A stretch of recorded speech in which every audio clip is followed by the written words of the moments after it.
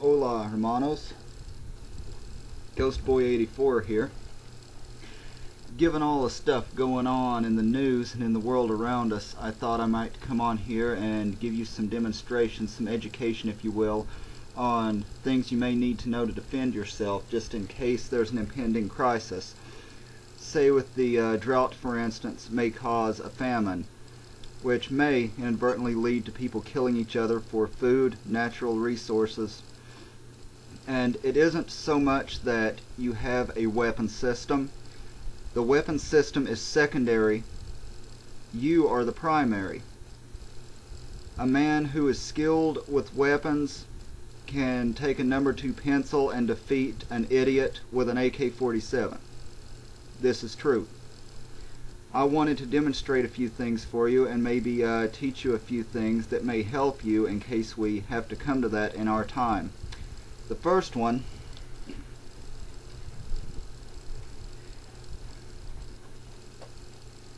anyone who has a handgun as a weapon undoubtedly trains with it, knows how to fire it, knows how to operate it. In a situation where a person has to go down to fighting with a handgun, okay, it is imperative that not only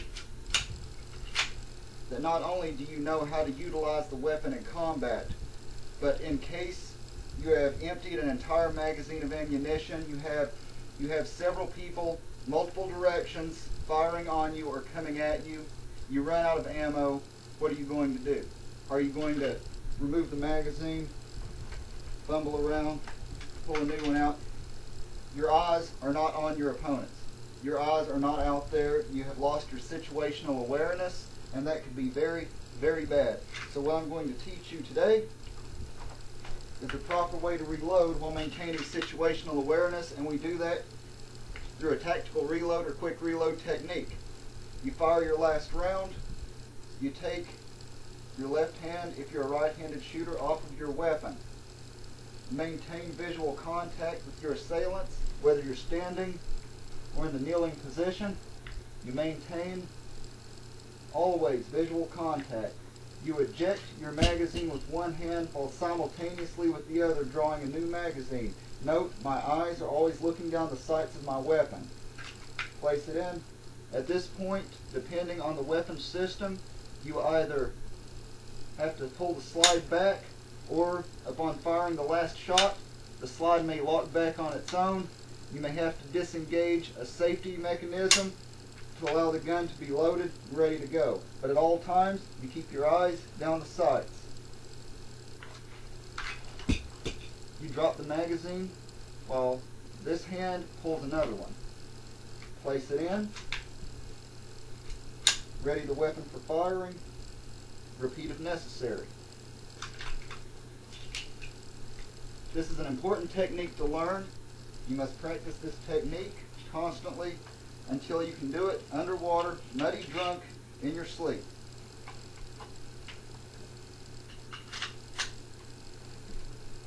Another thing I wanted to share with you is weapon selection in case of a Tiatwaki or a shit hit the fan situation. I know a lot of people do not have unlimited funds in this world. I, for one, I am a poor man, a poor man. I cannot go out and buy $3,000 weapons. I cannot run down to my local gun store on a whim and buy a new Desert Eagle or a new AR-15 just because I want one. A lot of us are in a bad state financially, but you do not have to be a millionaire. You do not have to be an oil tycoon to purchase a weapon that may save you in the event of a collapse of society or in the event of a looming food crisis. Probably one of the most versatile weapons you can purchase is a good 12-gauge shotgun. This is a Mossberg Maverick Model 88, pump 12-gauge. I've included on it an elastic shot shell holder, allows me to carry 5 more rounds. This is a 5-round magazine tube, one in the chamber. Only if I'm expecting trouble will I carry one in the chamber. I keep this one in my house, 2 rounds in the mag so as not to stretch out the spring too badly. A shotgun itself is so versatile because of the different rounds you can use. You have your low power often called low brass, bird shot, good for small game, close range. Also good at extreme close range in a home defense situation if you're worried about your rounds going through walls, maybe hitting family members, maybe flying across the street and hitting the neighbor. It'll still do a lot of damage. As well as these. These are high brass game loads. Game loads means that the lead pellets inside this are very small. They lose velocity quickly, so at a longer range they will not be effective. For that, you need double-locked buck. Double-locked buck means the rounds inside this shell are approximately 30 caliber. It has a longer range and more devastating power once it reaches its target. You can also, if you have the correct shotgun, if you have the correct barrel on your shotgun, you can fire slugs. Slugs are solid rounds. You can take down deer with them. You can disable a vehicle with one. It's something to look into. This particular weapon is made so that you can fire any round in it, including beanbags, shot, slugs, whatever you want. This weapon, you can get one of these for less than $150. If you're on a budget, I highly recommend this be your first weapon if you're considering buying one because of its versatility and its many uses. Another weapon you may want to look at if you need a larger caliber weapon, a Mosin Nagant. This is the M44 carbine variation of the Mosin Nagant. It is essentially a 30 caliber rifle, ballistically similar to the 30-06 for 308.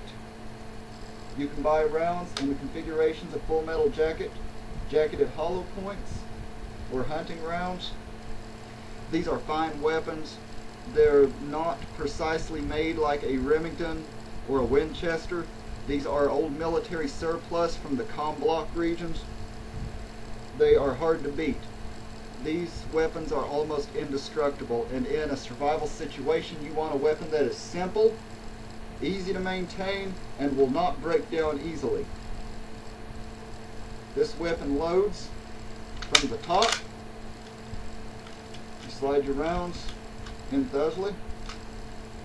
5 rounds. It's a bolt action weapon. Bottom of the magazine can be opened as an ammo dump option. This one has a permanently affixed bayonet for close quarters combat. God help us if we ever have to go down to something so brutal as hand-to-hand combat with bayonets or knives, but you can never rule out the possibility.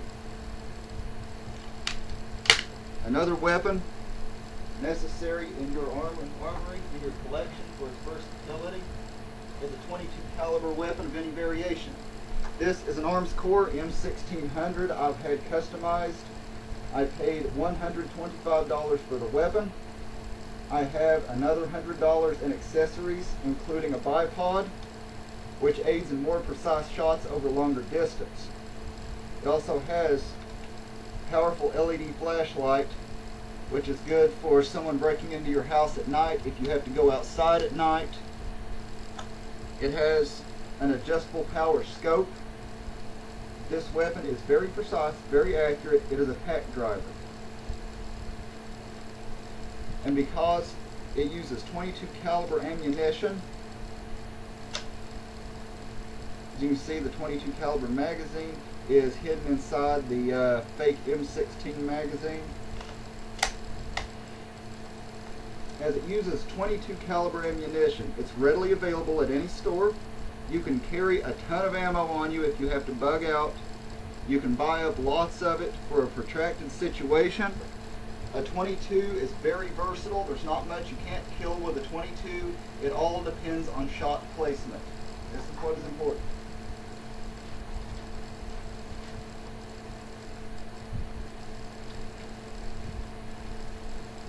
Nextly, a good knife. It does not have to be a $39.95 official Rambo knife you ordered off QVC. The survival knives you see in stores are crap. I'm here to tell you. Get a good knife. These can be used for cutting wood to build a fire with. You can use a good knife for skinning game. You can use a good knife for so many reasons. I'm not going to get into all of them right now, but you need a good knife, you need to keep it sharp, you need to keep it clean, keep the rust off of it, and keep it handy.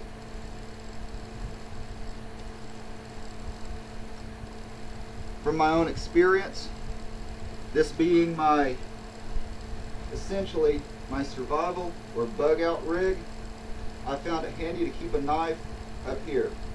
When I'm firing a long gun, the butt is against my right shoulder. The knife's not in the way.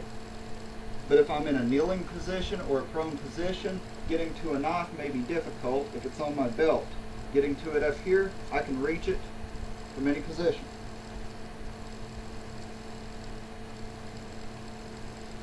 I will return later on with more tips, with more education for you on things you may need to know.